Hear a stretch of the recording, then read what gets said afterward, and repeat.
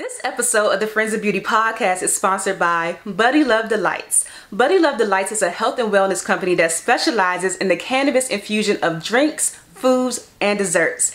They provide CBD products for clients strictly looking for the healing and medicinal qualities of the hemp plant. Additionally, they also provide THC for clients who desire a top-notch euphoric experience with cannabis. And all I'm gonna say is, you gotta try the lemonades, okay? Buddy Love Delights products are all natural, made with organic ingredients, and most importantly, made with love. You can contact Buddy Love Delights directly via a phone call or text at 202-471-9838 or send them a DM on Instagram at Buddy Love Delights. Make sure to follow Buddy Love Delights to keep up with new products and upcoming events. So now let's go ahead and jump into the episode. I never thought there would be no weddings. There was no weddings. So I thought even if there's no fashion or TV, at least I can do a wedding or an event. There's no events, there's no weddings. So I didn't work for like over a year. Yeah. And that was weird. And I didn't realize how much my artistry of being an artist, a makeup artist, affected who I felt as a person. Wow. You know, like it really made me feel like yucky. I just didn't feel good because I wasn't doing what I love. And I was kind of pissy about it. I was like, you know, how dare anyone take away my career? Welcome to the Friends in Beauty podcast, a safe space for ambitious beauty industry creatives to have real talk, get real answers, and practical tools to grow their businesses. My name is Aquia Robinson, and I'm a makeup artist, beauty educator, and the creator of Friends in Beauty. I created Friends in Beauty to support like-minded creatives just like you on their quest to connect, network, and build genuine relationships within the beauty community. Join me every week as me and my special guests reveal the keys to success and longevity in the beauty industry, and most importantly, have fun while doing it. You ready? Hey, what's up? It's your best friend in beauty, Aquia Robinson. Welcome back to another episode of the Friends in Beauty podcast. I am so happy to have you here with me, and I hope you're listening to this episode in high spirits and in good health. If you are a friend in beauty, I welcome you to join the Friends in Beauty Facebook community. If you're looking for a community of like-minded, ambitious friends in beauty to virtually connect with, network, and share resources, then click the link down below in the show description to join our community. And I'll be there to welcome you with open arms. Also, follow Friends in Beauty on all social media platforms at Friends in Beauty. What I like to do is something called the Friends in Beauty Friday feature, where every Friday I spotlight a different friend in beauty and their accomplishments. So no matter how big or small you think it is, I want to shout you out. I want to send you some good vibes. So all you have to do is use the hashtag FIB Friday feature, tag Friends in Beauty on something that you have accomplished, and I'll share it with the community. Additionally, the Friends in Beauty podcast is available on several platforms. We're on Apple, Spotify, Stitcher, iHeartRadio, Google, YouTube, you name it. And whatever platform you are listening from right now, I just want to say thank you so much for tuning into the Friends in Beauty podcast. I truly appreciate you so much. And I would love it even further if you took the time to leave a 5-star rating, a review, a comment, a like, a share, a subscribe, or something to let me know how you feel about the Friends in Beauty podcast. I would absolutely love it. And also, I have to tell you that you should join the Friends in Beauty mailing list tribe if you haven't already, because they are the first to know about all things Friends in Beauty, and I send out different business resources, tips, and advice throughout the week. So if that's something that you're interested in, the link for that will be in the description as well. And last but not least, the most important thing is to share the Friends in Beauty podcast with your other friends in beauty, your family, your friends, anybody that you think could benefit from the information that is being shared. Share away to help me grow the Friends in Beauty community. Now, on this episode of the Friends in Beauty podcast, I welcome Christina Flach to the Friends in Beauty guest chair. Christina is a celebrity makeup and hair artist and the creator and CEO of Pretty Girl Makeup. Christina is available on site in Marin, San Francisco, Napa, Sonoma, Carmel, and Cabo San Lucas for weddings, photo shoots, e-commerce, makeovers, film, video, and TV. Her work is inspired by her love of beauty, fashion, music, and art. Her goal is always to make her client look and feel beautiful on the inside and out. Some of Christina's previous clients include Hilary Swank, former Secretary of State Condoleezza Rice, Italian Vogue, Forbes, Benefit Cosmetics, Elle, Food Network, Facebook, Louis Vuitton, Gucci, and many, many more. Christina was married to professional tennis player Ken Flach. In 2018, he died after a brief bout of sepsis. Since then, Christina has been dedicated to raising public awareness of the danger of sepsis, the symptoms to watch out for, and the importance of receiving swift medical attention. She has partnered with Sepsis Alliance to produce awareness campaigns highlighting Ken's story. I had such a wonderful time chatting with Christina, and I learned so much. In this interview, Christina shares some highlights from her 20-plus years in the beauty industry and how she has seen the industry shift, a crazy story of how she was unexpectedly fired from a job while she was still on set. She also shares some of her hair frustrations as a makeup artist and her opinion on if makeup artists should actually know how to do hair. She also shares how she has been speaking out about the dangers of sepsis and gives us a crash course on the symptoms to look out for, and she even shares some of her powerful affirmations that she incorporates into her everyday life to stay encouraged. So, like I said, this interview was so amazing. Christina has such an amazing spirit that I could just feel through the call that we had. This was so much fun. It was inspiring. It was informative. And despite the trials and tribulations that Christina has been through, you'll hear her story in a bit, she still manages to remain positive and is able to uplift others, and it's truly admirable. Let's go ahead and jump into this chat with Christina Flach, and if you prefer to watch our beautiful faces, then tune in on YouTube, of course. Enjoy. So welcome to the Friends in Beauty podcast, Christina. Well, thank you so much for having me. How are you? Day after Thanksgiving. I'm still thinking about this mac and cheese my niece made. It was... I'm doing good though. Heavenly, I'm sure. How are you doing? I'm great. Good. Digesting as well. I'm very well. Thank you. Yes. Awesome. Well, I'm so excited to have you on the Friends of Beauty podcast. Your clientele list is extensive. Like, I'm so excited to learn more about your business and just dive into everything. But before we get started, I have to ask you some icebreakers just to get us warmed up and friends of the audience. Here we go. Get to know you outside of beauty and stuff. Okay, here we go. So first one, just give us 3 random facts about you. I love to entertain and cook. And I love spoiling people. I am a total nerd. I love to go through bookstores and kind of look around. I love books. Mm-hmm. And what else? I have 5 children. Nice. Yeah. So 5 kids. This is random. What are like the age ranges? Good question. My Melania is 28. Rose is 26. Nikolai is 21. And Ben is 15. Yes. Shout out to the kids. Yes. Yes. What do people always tell you that you're good at aside from beauty? Decorating houses. I'm really good at staging houses. What else? I'm good at motivating people to become better versions of themselves. Mm-hmm. I think I'm like a female Tony Robbins. Hey, I love that. I would love to see that, like a female on that type of, because there are like a lot of popular female like motivational speakers and stuff, but on that level, that would be so dope. Well, I don't know if I'm quite that level, but if people think that I can help them, eat better and make healthier choices to look better, I think I am good at that. So. I love that.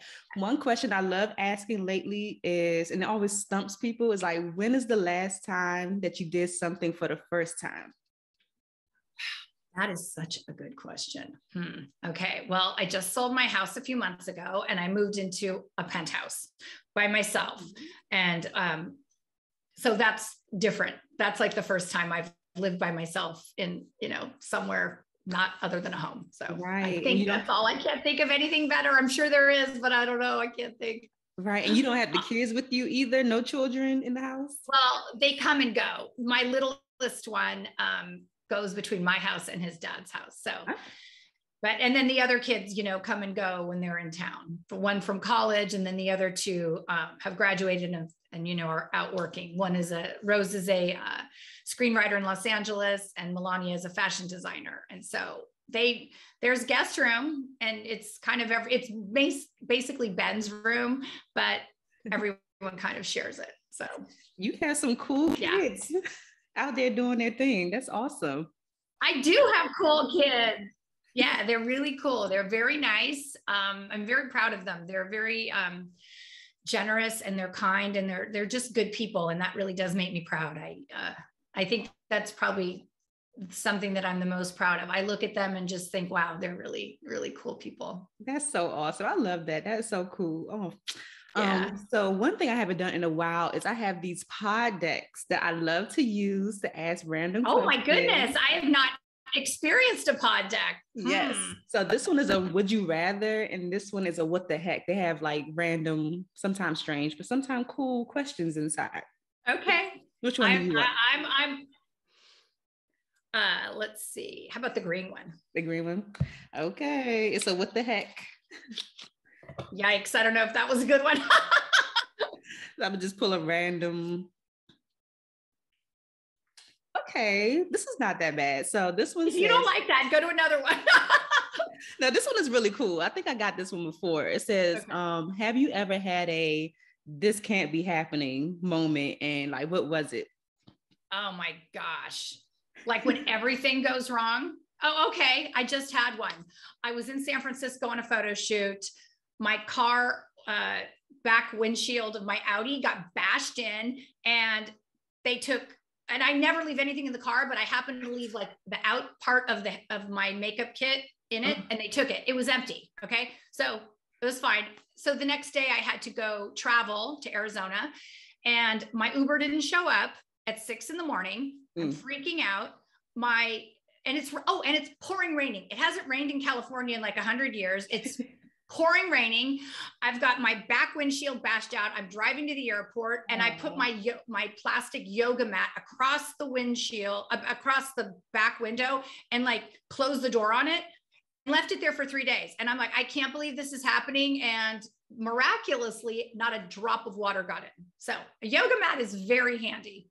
That is a miracle. I'm so sorry that happened. It's a total miracle. It was insane. I was like, oh, I can't believe this is happening at 6 a.m. You might be able to make like a YouTube video on like different hacks you can do with yoga mats. Yeah, exactly.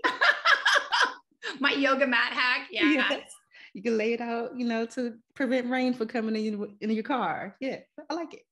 Seriously. That is like one of my biggest fears is like leaving like my makeup kit in the car and somebody breaking into my car and taking it, because I'm like, what are you going to do? You don't know what to do with all this makeup. They don't know what to do with it. And you know what it is? Besides it's a bajillion dollars of products, just getting that special brush or that special concealer or whatever cream, can't always find it. It takes so much time to accumulate everything. Yes. So you burglars, don't steal makeup kits. You're just going to be irritated that you stole it and throw it away.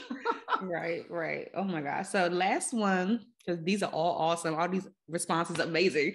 If you weren't the CEO of Pretty Girl Makeup, what else could you see yourself, getting into at this moment? Oh my gosh. Well, I'm a makeup artist still, so I do that. So I guess that doesn't count either. So you're thinking of something completely different else. From that. Even if it's in the beauty industry, but not necessarily like makeup. Okay. Well, I think I would like to be a florist. I love flowers and arranging flowers. So that would be that's my dream fun job. I would love to do that. Yeah. And then maybe being like a motivational coach for athletes and business people. That would be something I think I would enjoy doing. Okay. I love that. Thank you so much for sharing with us. Your kids sound amazing. Thank you so much for sharing. So we can go ahead and jump into it. Oh my gosh. Yes. Awesome. So I would love to know, who is Christina? Just tell us a little bit about yourself. Well, I'm a mother of 5. I was married to Ken Flach. He was a professional tennis player. He passed away almost 4 years ago from sepsis. So I'm also a sepsis awareness advocate. So after my husband passed, the Sepsis Alliance contacted me, and because of who my husband was, he was a #1 tennis player in the world with his partner, Rob Seguso. They were on the Davis Cup team and won Wimbledon, and they were amazing. Won a gold medal in Seoul. I started speaking about the signs of sepsis. And then I started getting asked questions about how I deal with grief. So that's another thing that maybe I would do. I'd be a grief counselor, how to grieve in a positive way. I feel that you don't need to, people think that when someone dies, they just need to honor them. They need to be miserable. And I'm not saying I'm not sad and miserable a lot and missing my husband and my son, Bo, who passed away.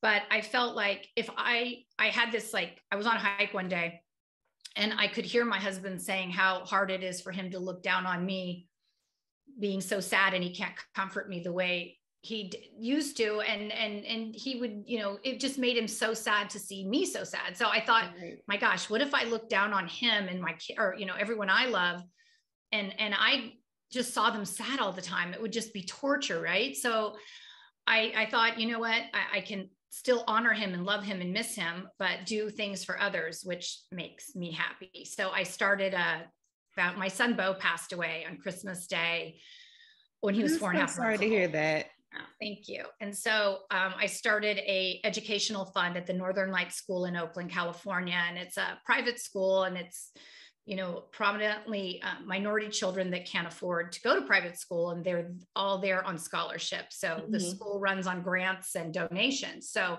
I started an educational fund for Bo. And then there's always, every year, Vita Blue puts on a celebrity golf tournament with all the athletes in the Bay Area, 49ers, the Giants, the A's, the Raiders, the Sharks, and different business people. And so my husband played in it every year to raise money for, our foundation. And then, so when Ken passed, I started the Ken Flach Educational Fund.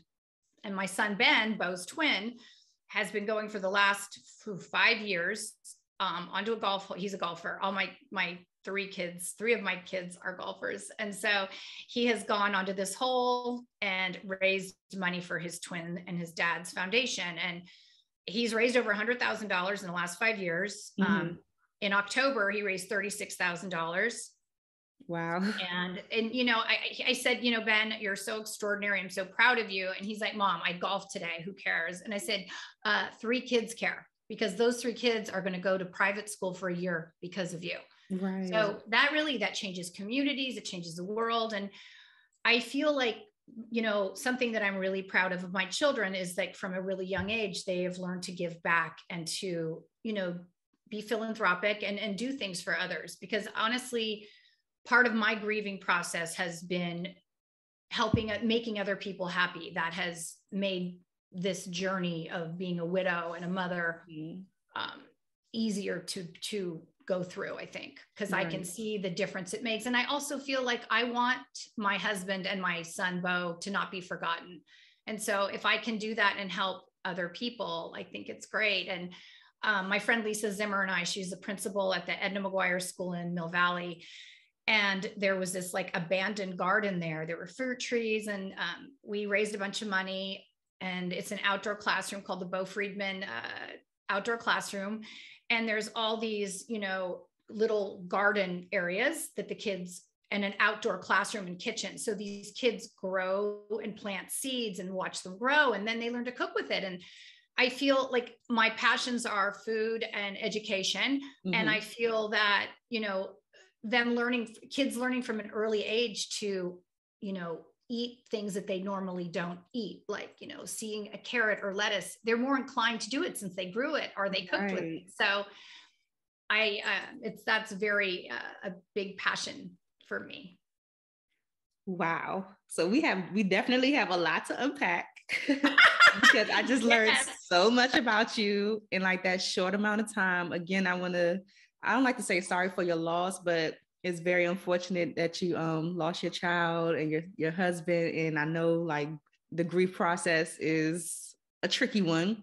Yes. So I definitely, like, commend you for, trying a different perspective of grieving and, like, just speaking out about it, and, like, all of the amazing things that your family is doing to honor them is amazing. Thank you so much. Fantastic. I appreciate that. I think one thing that we don't talk about a lot is grief. For sure. Because we all go through it and everything, but I was going to come back to it later, but I would love to know, since you brought it up, like, what are ways that you can grieve, like, gracefully without, just locking yourself in the room for like a whole year and just locking people away and not wanting to communicate. There's so many things that people go through, but what can you do Right. to, make it a more not enjoyable experience, but kind of ease the process? Or a more productive experience. Yeah. Well, first of all, you don't ever get over someone passing. You just learn to manage the grief, and time does heal. It softens things. It still hurts and it's there, but I just feel like I remember, like, right when both my husband and my son passed away, like, when my son passed away, it was so horrific for my entire family. And my kid's dad and I ended up getting divorced, and it was just awful.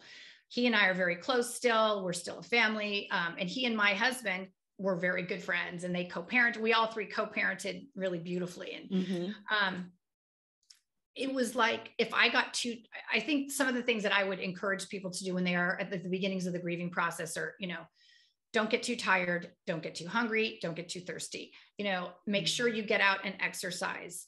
And, it's fine. You're going to go through all these different emotions of, oh, you think you're better, but then it hits you again. And something random will trigger you. You'll hear a song, or you'll see a bird or something, or you'll smell something. It's so strange. And, I think if you can I just knew that when my husband died, how hard it was for me after my son had passed, that I really had to keep it together for my kids and my business partner and, all the things that I do. And so I just got incredibly even more disciplined. I prayed more, I meditated, I worked out like twice a day. And it didn't even have to be a big workout. It could be like a hike or a walk, or I would ride my horse, or I would, I would do something, but I just knew that I really had to take care of myself. And I have this energy healer, Diane, that I work with in Canada, she's amazing. And she always, tells me, you can't give an orange unless you have a basket of oranges to give. So it really is important to take care of oneself, to be a better person, to give back to others. So That would be my advice to people. Yeah. Thank you so much for sharing that. I love it. I would love to jump into your journey as a makeup artist, because I do want to learn more about the sepsis awareness a little bit later. But I would love to know, like, how your journey as a makeup artist began. Like, what was that like? So I never thought I would. I played tennis when I was young. I thought I was going to turn pro, and I did, but I thought I was going to be, that would be my career, and it ended up not. So it's so funny how what you think you're going to be, and then you're not. But my mom had, when I was like 8, was diagnosed with brain cancer. And so she went through chemo and radiation and lost her hair. My mother was incredibly beautiful, and she just didn't look and feel like herself. And she was going out to dinner with my dad. And I said, oh, mommy, let me do your makeup and fix you up to look, good. And so I didn't think I had any makeup skills. She had a few makeup products, but I miraculously transformed her into looking like her old self. And what was something that, and it still makes me feel good to this day, is how I made her feel on the inside. And that's what's so, for me being a makeup artist, it's not just, yes, I do have very good makeup skills to make people look like the best versions of themselves, but making them feel good. Sometimes a client will come in and they're stressed out, and I will get aromatherapy oils and massage their hand. And sometimes they want quiet. Sometimes they want to tell me something. Sometimes they want to hear about my life. And so you kind of have to gauge what that particular person needs rather quickly. Right. And so that's kind of how I started. I just liked how I made people feel, which made me feel really good. And then I started doing friends' weddings and proms. And then, I met a photographer asked me to do a photo shoot, and then I did. And then I got an agent, and, I started my company. I started Pretty Girl. I formulated these products, and I've been very lucky. I've had amazing agents over the years, and I get to work with such amazing people. I've done Condoleezza Rice, Journey, Metallica, Hilary Swank. I've worked with, Bulgari, DR. I've worked with all the designers, and and, I've been in a bunch of different magazines, and it's so much fun. I love it. I love working with a team and creating something beautiful. And, it's always fun because you're in a different place all the time, and you're meeting different people. And then sometimes you get to work with the same people again, which is always fun. Mm-hmm. And no one day is the same when you're like in this industry. No. And then, on days that I don't have a shoot, like today, I get to do podcast, or I'm working on my company, or today's Black Friday. So we're doing all that. And so it's, I like having it. I don't get bored or stale with anything because, doing these photo shoots is physically and emotionally exhausting, as you know. And so I really enjoy a day like today where I can, be in my office, light my candles, have my tea, and chat with you. Like, this is like nice. Right. Yes. So yeah, it's fun. You said a couple of things that I really loved. One was just kind of like gauging your clients' energy, because I do that a lot too. I'll talk to you. If you talk to me, I'm going to talk back. But sometimes you notice that they just sit there, and I'm like, I'll ask like little questions first just to see if they're going to keep. I'm like, okay, they want quiet, or like you said, taking the aromatherapy oils to relax them. Those special touches. I love that.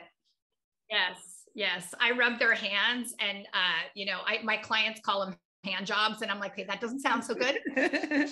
These hand jobs. Can I get a hand job? Like, let's call them a hand massage.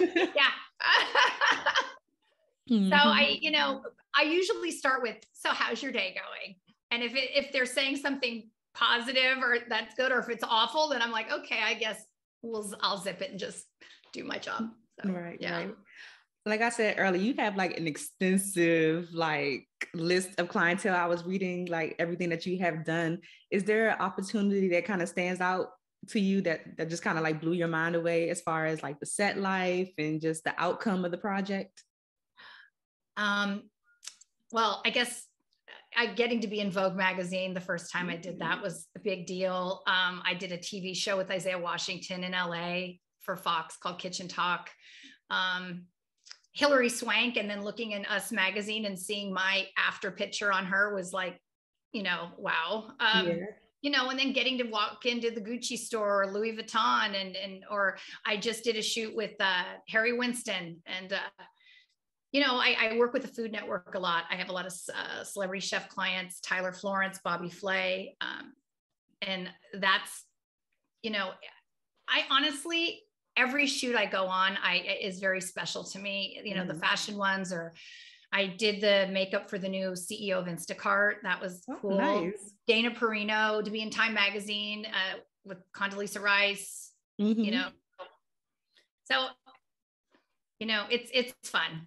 I really, really love my job. Oh, that's so cool. How long have you been in the industry now? Oh my gosh, 100 years. Well, I've been doing it, I don't know, over 20 years, I guess. You have a certain type of job that you like to do? Because I know you do like commercial work, TV, film, all types of stuff. I like anything that I'm getting paid a lot of money. So that's right. Yes. No, you know what? That's not true. I do a lot of projects that, I've done some magazine shoots that I've done covers of magazines and I didn't get paid anything. Or I've done documentaries that I was really, I have this friend, Alexis Querzimo, that I love working with. And we've done, we did Jaylen Brown that's with the Boston Celtics. We did a shoot with him. We did a documentary with a boxer that was homeless and his parents, were in jail. And, I did that for 2 days and I didn't make any money. So I love working on, I love having projects that are like artistically satisfying to me. Sometimes when you don't get paid, you work and do testing, as we call it. Yeah. I get to be, it's 100% how I express how I feel like it should look.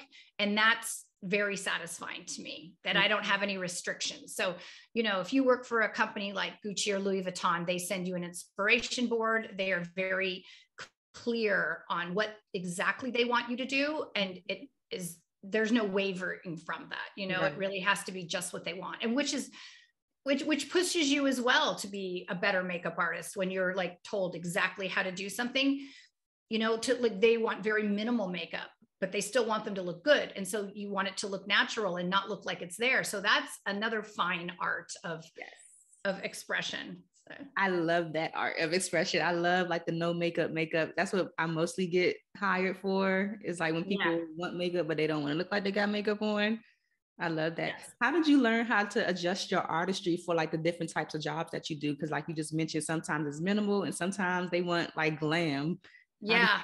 Well, I think it's just practice and working on it. And, you know, just doing, you know, they say, you know, it takes 1,000 hours or 10,000 hours to become good at something. And, you know, I've done a lot of things, a lot of weddings, you know, you learn to work fast. I've done a lot of projects where I see other makeup artists. I learn from everybody. I mean, I've learned stuff. I did I did makeup and hair for the CFO of Google. And she was telling me how to blow out better. Like, you know, I'm not a hairstylist, so I don't want to hurt anyone. And she goes, will you get that brush and pull tight? So it was like the funniest things I learned from my clients. And then another one was like, you know, get the mascara to go out on the edges. I mean, I learned something from everybody, which is very interesting. So yes, you just have to be in a mind space of being open to learn from people and not thinking that you know everything too.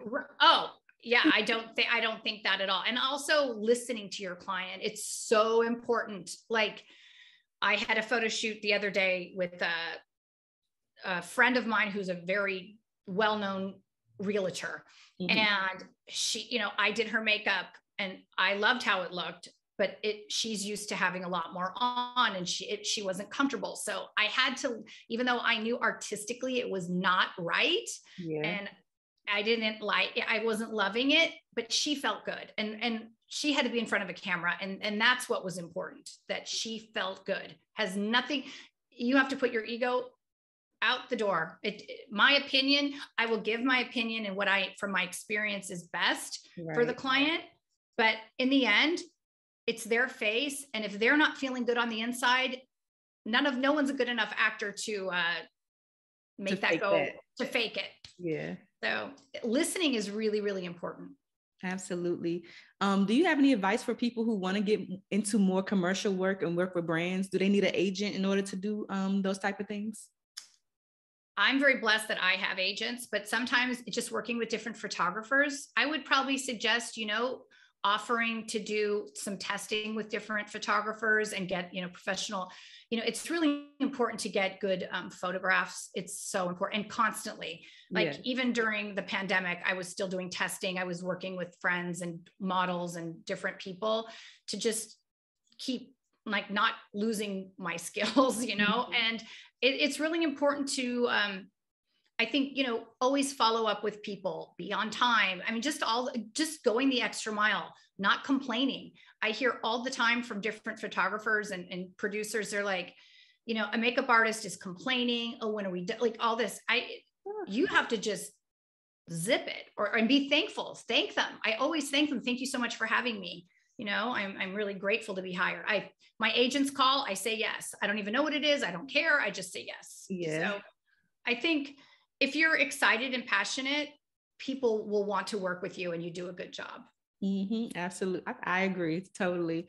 Do you think that makeup artists, do you think that we should absolutely, I can't get my words out. Do you think that us as makeup artists, we absolutely have to know how to do light hair? Because you just mentioned like your client guiding you. I had a job the other day and I was told, oh, you're just gonna have to like bump the ends, like you're not gonna have to do anything crazy. And I was like, I just want to do the makeup. Why'd I gotta touch her hair?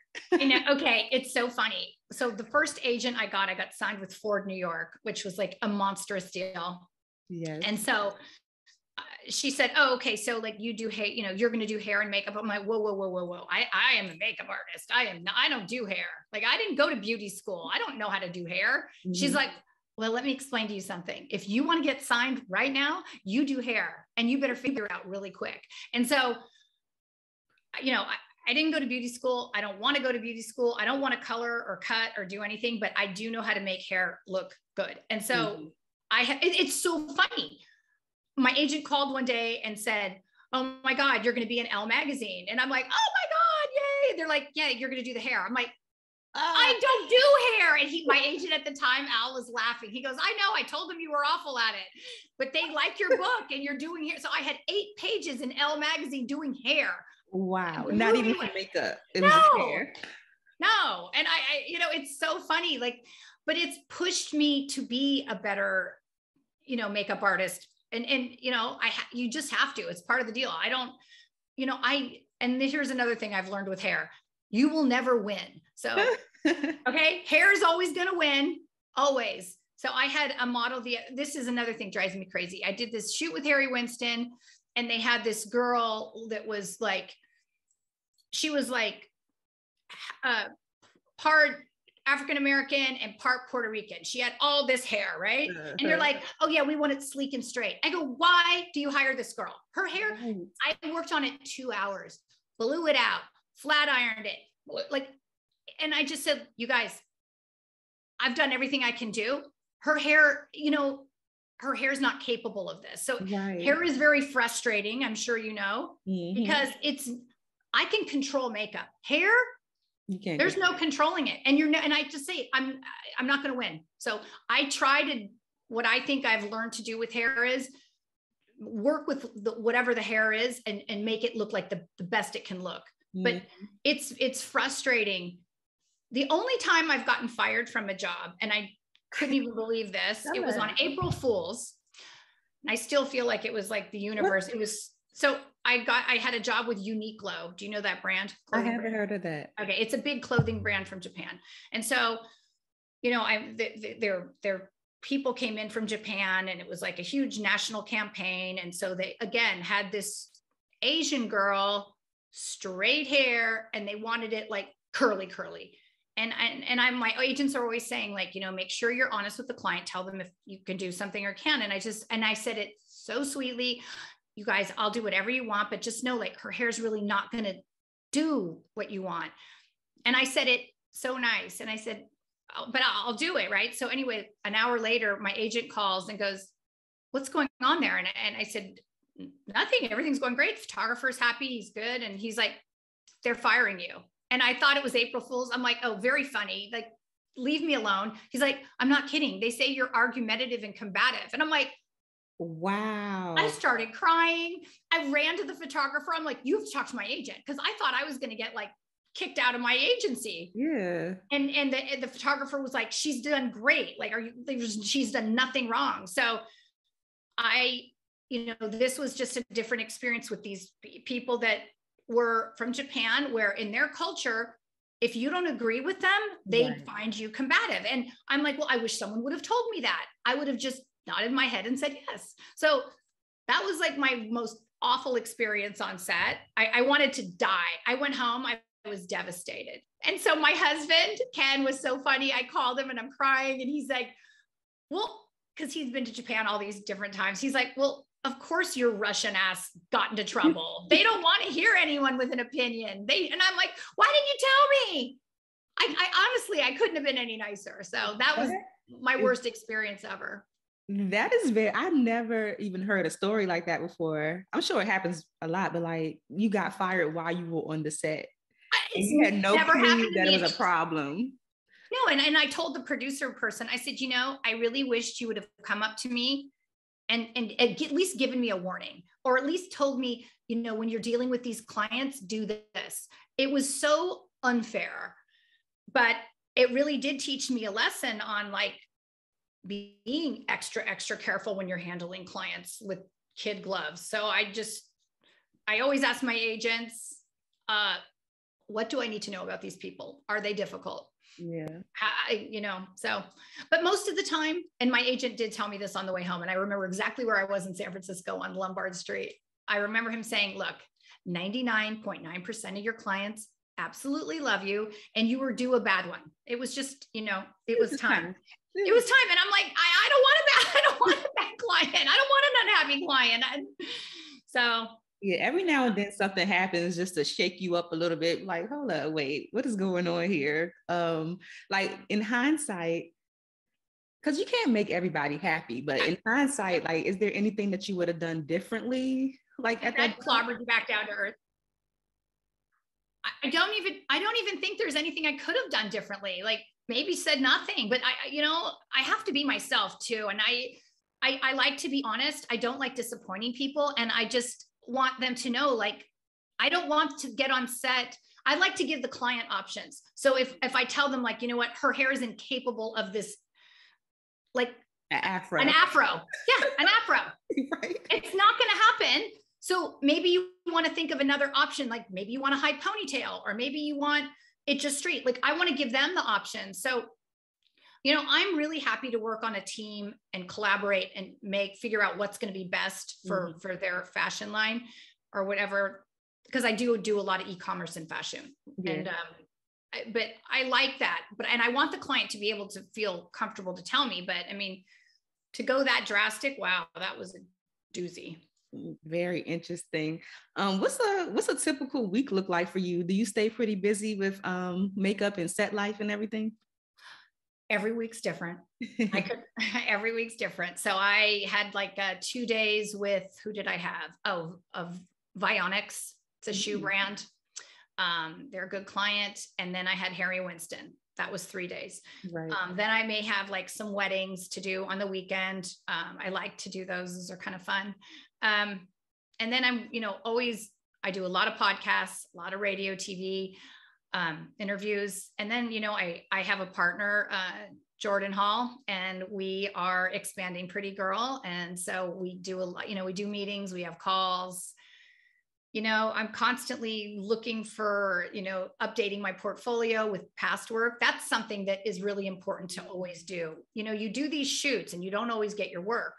So I'm constantly looking on my different companies that I work for, their Instagram. I look on their website. I make sure everything's downloaded and get those images to my agents, because it's super important to your portfolio to be constantly updated. And, updating your Instagram, which is annoying. And, you have to put in a stories, you need to put in something in things. So it's constant. It's really, you have to learn all these different algorithms that change. Like Instagram likes videos. So I had to learn to turn like 5 photographs into a video to get it to work. And, I'm sure you get this as well. I do get a lot of work from my Instagram. I've gotten hired from a company called Boys and Arrows. It's a swim line from LA, and they flew me down to Cabo. And so I was saying that it's interesting that Instagram is so important and Facebook is so important. I've had clients find me, like corporate clients, like Boys and Arrows. It's a swimsuit line from LA. And they found me on Instagram, and they flew me to Cabo, and I worked for 3 days on a catalog for a swimsuit line. So it's really surprising. I've had my agents say, oh, they want to know how many followers you have. I'm like, what does that have to do with anything? Like, why don't they look at my book? I don't like that current environment of how important the followers are. Look at my work. Yeah. The amount of followers I have is irrelevant. I mean, but they find it important. So you have to play this kind of weird social media game. Yeah. On that note, like, what are some other ways that you've seen things change over the years? Because I know before you started makeup, there was no social media. So what are some things that you kind of had to like pivot and adjust to over the years? Maybe like 2 things. Okay. So this is actually really interesting. So I have my publicist is Yvette Masterson. She's with Y Public Relations. She's CEO.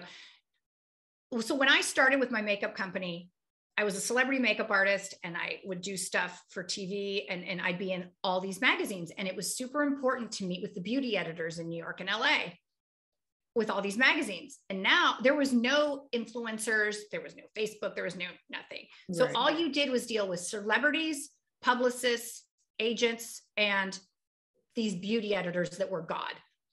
So you would go to New York, and you would go to these magazines, and you would go into this little office and meet with this beauty editor who had like 1 million different products around, and you would, talk to them and, hopefully charm them into like talking about your thing. There's no more beauty editors anymore. Right. And now you're dealing with these influencers who, I have to say, a lot of them, I don't know. A lot of them are amazing, but there's some that aren't so amazing, and they've got a huge following. And it's unfortunate that now, people can get paid to influence, but you never know. It's like so much money to pay these people and you don't know if it's going to work. Right.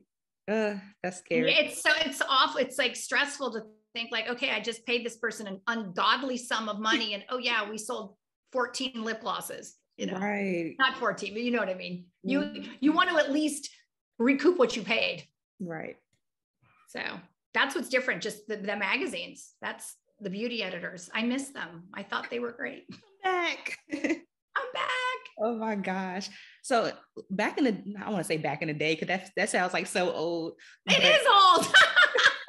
But in that time that you were, building your business and everything like that, doing celebrity clientele, how important was networking to you in growing your business at that time?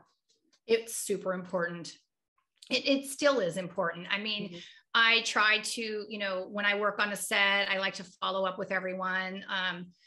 And if I meet someone, I'm like, oh, here's my card. I send them a link to my portfolio. So it's networking is still important. It is word of mouth. I've got my business partner, Jordan.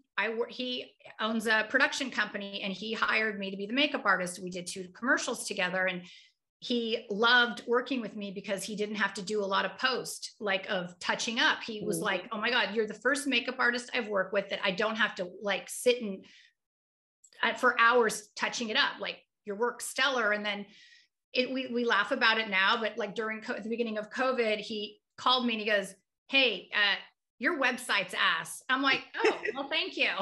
It's COVID and I'm not selling any lip gloss because of these masks. Right. Yeah. And so,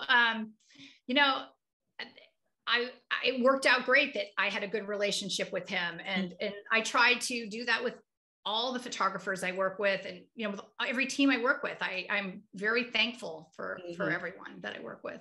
Yes. The gratitude will get you a long way. Not being a pain in the ass will get you a long way. That too.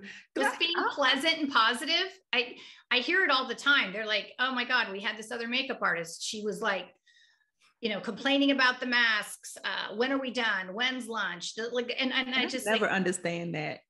No, when people get on set, and it's maybe because I've had all these kids. Yeah, I've had all these kids. I'm used to not counting, right? Everyone else is more important than me. So I guess like I'm to me being on a set's easier than dealing with like, a bunch of little kids. So. Right. How did the pandemic, how did the pandemic either help your business or did it set you back? It definitely set us back. Well, and it set back both my career. I've always had like, okay, I'm a makeup artist I have pretty girls. So it's like, if one's not working, the other one is. And then during the pandemic, I had finished the TV show with Isaiah Washington. I came home from LA and then this thing happened. And then, I work for Fox a lot. And so I was still like on call for them. And I'm like, I'll go wherever you want. Right. I'll put on a mask. I don't care. So it was so weird. There were and then I never thought there would be no weddings. There was no weddings. So I thought even if there's no fashion or TV, at least I can do a wedding or an event. There's no events. There's no weddings. So I didn't work for like over a year. Yeah. And that was weird. And I didn't realize how much my artistry of being a makeup artist affected who I felt as a person. Wow. Like it really made me feel like yucky. I just didn't feel good because I wasn't doing what I love. And I was kind of pissy about it. I was like, how dare anyone take away my career? It like same, I'm sure with you, it just, to feel like your career is just ripped from you and you work so hard to get where you've gotten. And thank God now things are getting better and companies are hiring again and I'm working again. And so that feels really good because I almost feel like, now I know how actors feel when they're like, they don't have a gig. I don't have a gig. Like you have no self-esteem. I get it. That's how I felt. I'm like, oh my God, no, my career's over. I really thought it was over. Right. And I was kind of like the opposite. I was happy for the pause because I was actually grieving myself. I had lost my younger sister. Oh, and I'm so sorry. Yeah, it was crazy. But I was like, I want to take a break. I want to take a break from makeup. But I was like, but if I take a break, then I'm not gonna make money. If I don't make money, then I can't pay my bills. So I was the pandemic was like an unwelcome kind of pause for me to just kind of like process everything and just kind of get back to things in my own time. Because when you're a creative and you're in a position where you're making other people feel good or inspiring other people and you don't feel good, I'm like, how am I supposed to write a post, a caption to uplift people and I feel crappy right now? Yeah, So when I'm just like when I'm mad at the world. Yeah, I know what that feels like. But yeah. I remember after my husband passed away, my agent called to check on me, like, a few days after, and I just said, get me a shoot. And she's like, your husband died 5 seconds ago. And I'm like, I don't care, because my happy place is on set. And so she got me a job with Third Love, the lingerie brand. Is that what it's called? Third Love? Oh, I know what you're talking about. I'm not familiar though. I'm not sure 100%, but anyway, I know what you're talking about. Yeah. Yeah. So I went and worked for this lingerie brand 7 days after my husband had passed away. And I thought, oh, I'm going to feel so much better. I was a mess. I was like, I started crying. I was like, and I don't do that on set. I was just really depressed. And I have this other client, Mark and Graham. They're they're like a Williams Sonoma for monogram things. And they're so kind to me. And I had worked for them for years. And then my husband passed, and, I was just very quiet. I wasn't like my normal self. I just kind of did my thing and went back to my area. And then I remember this song coming on. They always played music really loud, called Chills. And I'm like, I go, I like that song. And they're like, keep playing it. She's happy. So they kept playing the song all day long. I love that. Yeah. It was great to have people around you that support you in that way though. Like 100%. Yeah. Yeah. So tell us a little bit about Pretty Girl Makeup. Like, when did you launch, and like what kind of plans do you have for expansion with your partner? So I started in 1999, which is like 150 years ago. And I, wanted to find, I was a mother and I drink a ton of water, and I was always like water, lip gloss, water, lip. It was like constant. I'm like, gosh, I really want something that can stay on. And I thought, oh, I'll just invent my own, because I thought it would take like an afternoon. Oh, I'd be an Neiman Marcus in 2 weeks. Mm-hmm. No, I started working with a chemist, and, we formulated, and it took a year. And it was an interesting process, because, you work with this chemist and you tell them like certain things that you wanted it. I want it to be long lasting, anti-aging, hydrating.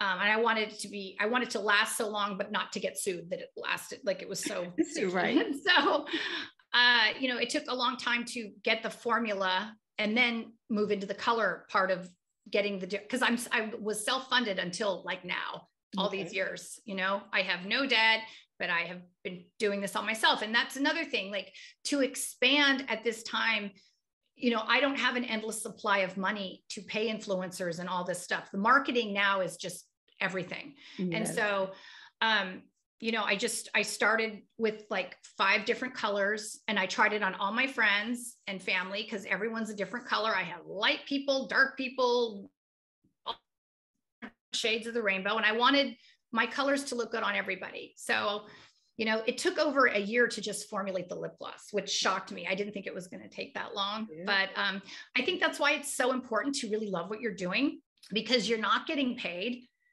And you really have to put a lot of time and effort into it. And my client, my friend and client, Tyler Florence, he's a celebrity chef on the Food Network. Mm-hmm. He asked me one day, so how's your company? And I said, oh my gosh, I had no idea it was going to take so long, cost so much. And he goes, look, if any of us knew how long and how hard and how much money everything's like, no one would do a damn thing. And I'm like, you're right. It's better not, ignorance is bliss, I've got this hair right here.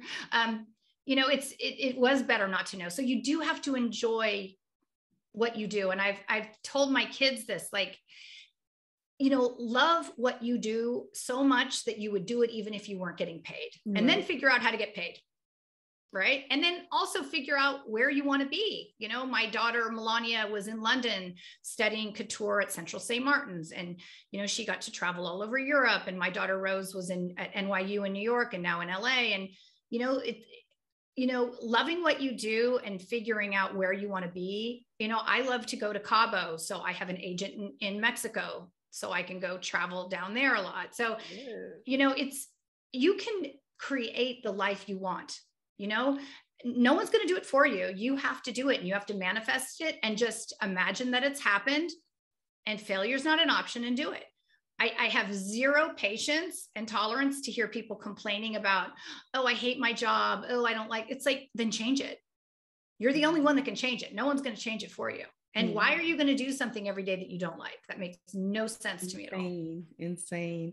Do you have a process for manifestation? Do you like affirmations, writing, journaling?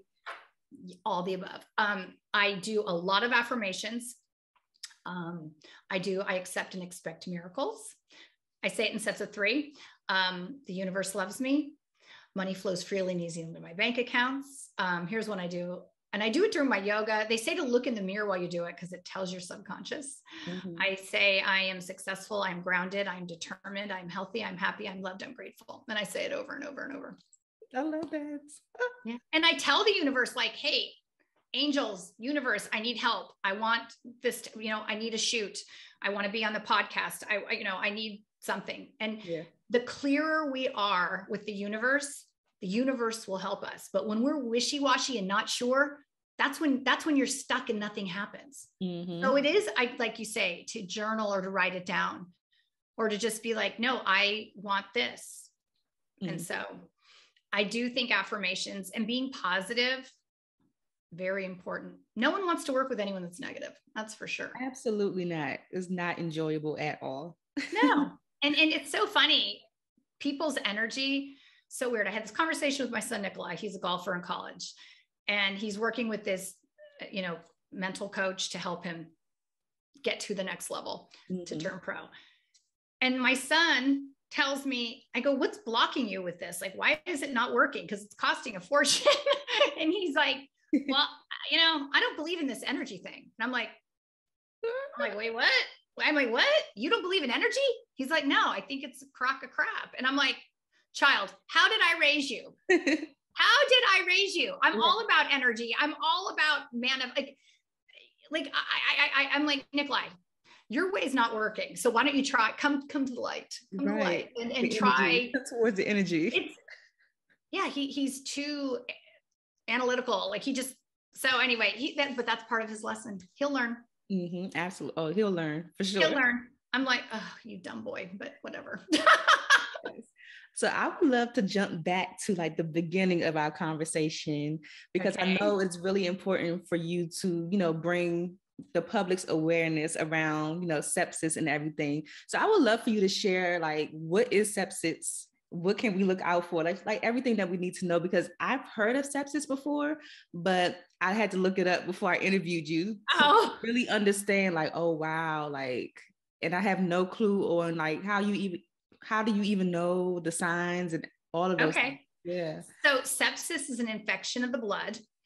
And it can come from a cut or a tooth infection, or in my husband's case, he had a cold that turned to bronchitis, which turned into pneumonia. So if you're not, for example, my husband wasn't seen by his doctors and they gave him the wrong medicine. They gave him cough medicine with codeine, which suppressed his breathing, which made the infection grow overnight. So sepsis attacks all your vital organs. So and it shuts them down. So my husband went from being, sick, but to being on life support in 12 hours because the infection started. His kidneys were failing, his lungs, his heart, everything was failing. And then when all of your organs fail, it turns your feet, your hands, and your feet, your limbs black. Yeah. And so when I said to the doctors, like, when is the discoloration going to go away? Because I didn't want to say I was in denial. They're like, well, if he survives, we're going to have to amputate his arms and legs. Right. Like if my husband couldn't drink a beer and play golf, I didn't even know what was going to happen. He'd find a way to kill me with his teeth. I don't even know, but so it was awful. So anyway, my husband got, died in 4 straight days and he was on life support. And, he was an amazing father and husband and friend. He was an amazing man. And I think with sepsis, it's not one of those things that you can go, oh, I'll call the doctor in the morning and see how I feel. No, if you have any of the signs, which are the following, you can go to the sepsis.org website, and there's like a little diagram that says time. And what time is, T is for temperature. You can be either very hot or very cold. I is for infection at some form of your body, a cut, a cold, something. M is for mental decline. It's kind of hard to rouse them. They're kind of foggy. And then E is for excruciating pain. You feel like you're going to die. You know how you say, like, oh my God, I think I'm going to die, because you actually are dying. Wow. You're in so much pain. So if you have any of those signs, rush to the emergency, get a blood test. And that's the other thing. You have to be your own advocate. If you don't feel like, I met a woman who's now she's like my sister. She saw an interview that I had done. She thought her husband had sepsis. She sent me a note on Facebook, which I never checked, but thank God I did. And I said, go to the hospital and get a blood test. And so she called me from the hospital. She's like, well, they say they don't think he has it. And I'm like, demand it. You have to, I never questioned doctors before. I would be like, oh, whatever they say. But now after this experience with my husband, I'm like, oh, hell no. Like, no, that's not right. Or I don't feel like. You really have to listen to your body. I can't tell you how important it is. If you feel like not the way you normally feel, go to the doctor and just check. Right. If something's not right, you're not eliminating properly, or you have fever, you can't, it's better to be safe than sorry. Absolutely. Absolutely. Oh my gosh. Thank you for sharing that with us. I'm like, I'm going to be time. Yeah. And you know what? People hearing this, you just organically have a conversation. Like, you see some friends like, hey, do you know what sepsis is? And most of the time they say no. And then you just share these things, these symptoms, and hopefully I don't want anyone to, I just don't want anyone to lose their person, because they weren't informed. Ken and I had no idea what sepsis was. And so, I want people to know, you can't wait. It's not a cold. It's not going to get better without an IV antibiotic. It's totally curable if you're seen. There's President Clinton just had it. Whoopi Goldberg's had it and survived. I mean, it's 250,000 people die a year from sepsis. I mean, and no one seems to know about it. Right. No one's talking about it at all. No. But we definitely talking about the coronavirus. I'm so tired of talking about that coronavirus. I know. I'm like, please go away. I'm done with it. Enough's enough. Yes, but I definitely appreciate you bringing awareness to sepsis. It's unfortunate the reason why you have to do it. It's always like, I know for me, I'm always trying to find like the lesson or like the meaning behind certain things. So unfortunately, like your husband, passing away is the reason why you had to speak about it, but it's going to save so many other lives, hopefully, when they get this information, for sure. Absolutely. It's so funny. I've learned that, everything is a blessing. We just don't always know as to why. Mm-hmm. And sometimes we find out in a week, a month, a year, or maybe we don't find out in this lifetime, but we just have to trust the universe is watching out for us. I wish my husband, was still here. I miss him every minute of the day. He was so funny. Oh my God. He could make me laugh so hard. Aww. Yeah. There in spirit. But you know what? I've had to learn to, I wanted 1,000,000 years with him, and I just have to be grateful for the time I had. Yeah. And it's, I used to always tell him, like, I just want time with you. I just didn't get enough time, unfortunately. Yeah, absolutely. Oh my gosh. This has been great, Christina. Oh my God. What are you working on your legacy to be when I'm grown up? Yes. I want all children to be able to be properly fed and educated. And I would like world peace. I would like everyone to be happy and love each other and just, make the world a positive. I think life is so amazing and fantastic and beautiful. I just wish everyone could look at it, be a little bit more positive and be grateful for what we have and not for what we don't have. Absolutely. Anything coming up next for you? Let's see. Oh, I'm doing a Shoot with People magazine next week. Okay. And I'm, it's Black Friday. So for the next few days, everything's 50% off on our website with the discount code PRETTY. And, we're going to be expanding our line with skincare and hair, and the makeup line, expanding it. So that's exciting. And I'm hoping to keep doing more shoots and raising money to help others. Absolutely. I love it. Oh my gosh. Thank you so much for sharing with us. You have such a fabulous life, like from the outside looking in. She rides horses. She does all these shoots with these kids, like the Audi. Thank you. I love it. But before you go, I have to ask you the friends rapid fire questions. Okay, go. Wait, let me have a sip of tea. I'm scared. Oh, you're good. You're going to do amazing. So whatever comes to your mind first, just let it out. Okay, here we go. All right. So the first one is, what are the top 3 keys to your success so far? Determination, hard work, and being prepared, being good at what I do, and always trying to be better at it.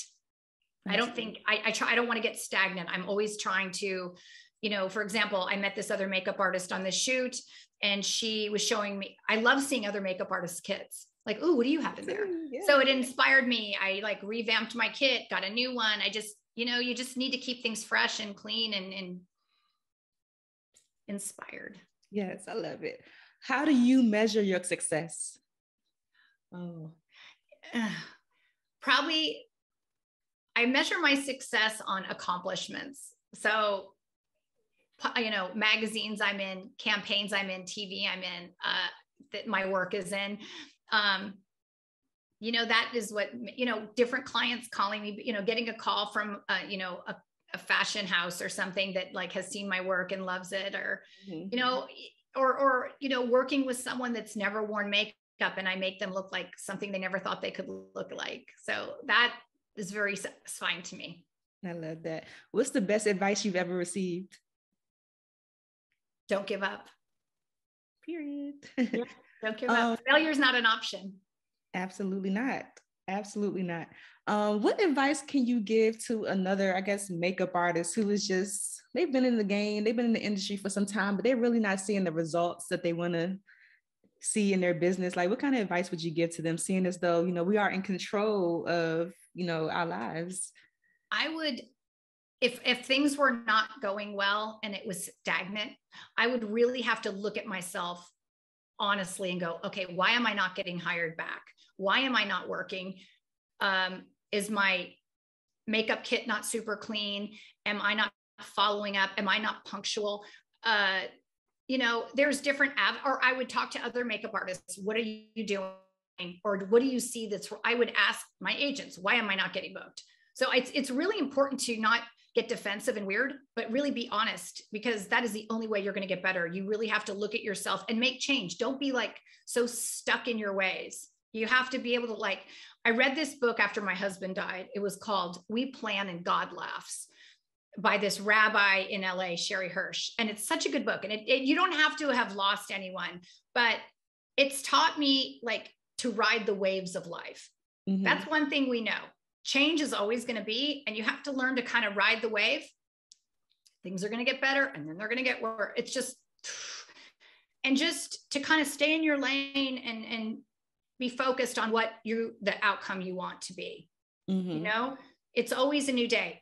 I think keeping your living space, your office and your bedroom clean and organized. I don't think sleeping in a messy room, you're in there, and energetically, if it's all a mess and a disarray, it's just chaotic energy floating all around you. So I always make sure my bed is made, my closets are clean, my office is clean. Today, things have gotten a little out of hand because I've had all these shoots and I need to organize. So, mm-hmm. I try to make it pleasant. I will put on some music. I will light a candle. I'll make my tea. I'll turn on the phone and chat with someone and just get things, orderly. Yes, absolutely. I agree with that. One thing you said was the follow-up. I agree with that, because some people don't follow up. No, and they don't call back. You know what? You're going to get hired. They're going to hire whoever calls back. So if I get a notification from Yelp or my agent or something, or an email, respond, because people really are. I hear that all the time. Wow, you responded so quickly. Like, well, duh, I want to get hired. Yes. So the other one I want to ask is, what's a resource that helps you in your business that you can share with the Friends in Beauty community? What's a resource? Mm-hmm. I think, Yelp is really powerful.